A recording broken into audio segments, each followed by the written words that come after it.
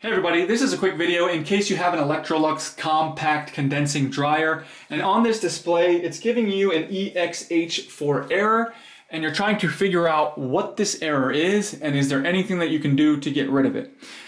So most of the time this ExH4 error is an internal to the control board error, and all you need to do is, the only thing you can do to fix it is to replace the electronic control board. Now, and actually I'll go ahead and put a link in the description to a tutorial on how to do that. But before I did that, I would do a hard reset on the dryer, which is to just remove it from power for a full minute, for a full 5 minutes, then restore power and see if that doesn't clear it out. The next thing you can do is, if you're getting in there anyway for the control board, is before you replace it, check the wiring behind it and make sure there's nothing like frayed or damaged or disconnected or crossed or anything like that, because it's cheaper to replace and repair wiring than it is the entire electronic control board. But if all that looks good, then you can go ahead and proceed to replacing the control board.